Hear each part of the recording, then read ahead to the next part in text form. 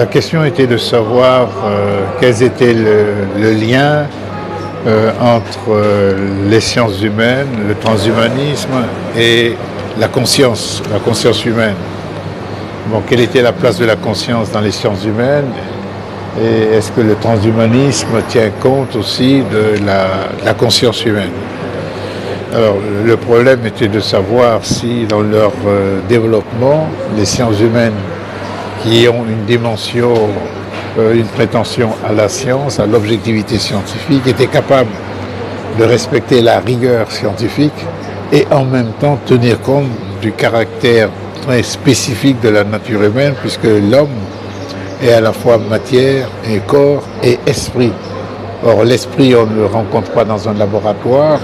Alors, si on veut saisir une réalité qui a cette spécificité-là, où le corps est intimement lié à l'esprit, est-ce qu'il est capable d'avoir une connaissance dite objective, scientifique?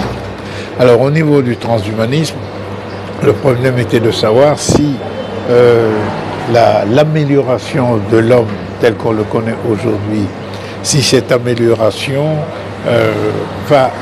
implique une rupture avec la nature humaine telle qu'on la connaît, et si cette rupture existe, ce qui sortira de cette transe, de ce changement, est-ce qu'il y aura une conscience? Est-ce que cet individu nouveau qui sera issu de la transformation de la nature humaine, est-ce que cet individu nouveau est un être humain ou pas? Est-ce qu'il a de la conscience? Est-ce que c'est une personne? Est-ce que c'est un être qui a de la liberté? Voilà, c'est ça le fond du problème. Bon, l'intelligence artificielle, bon, elle existe, elle est là, ça fonctionne. Il y a des gens déjà qui la pratiquent, on voit ses effets.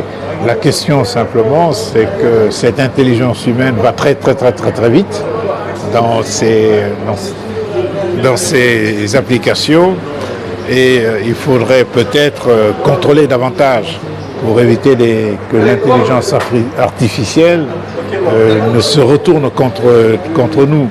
Se retourner contre nous, ça veut dire il y a deux choses: ou elle est devenue tellement puissante qu'on ne peut plus la contrôler, ou alors elle est aussi puissante, mais non pas au service de l'homme, de l'humanité, mais au service peut-être d'un groupe d'individus.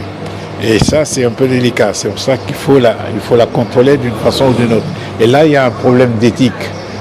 On ne peut pas sacraliser l'intelligence artificielle.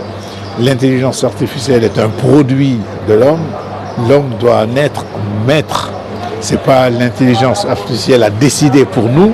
C'est nous qui devons contrôler tout ce qu'il a à faire. Et les décisions doivent revenir à l'homme, qui en est le responsable, c'est lui qui les a produits. Donc il ne faut pas inverser les rapports.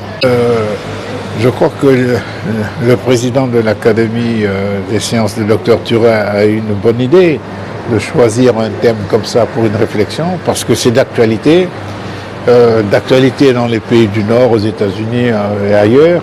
Nous, au Sénégal, bon, ça commence à prendre, et il ne faut pas qu'on soit en marge de l'évolution de cette affaire, parce que ça nous concerne. Et je crois que c'est une très bonne idée que l'Académie s'empare de ce sujet et crée des groupes de réflexion de telle sorte qu'on puisse suivre aussi l'évolution de tout ce qui est intelligence artificielle et autres.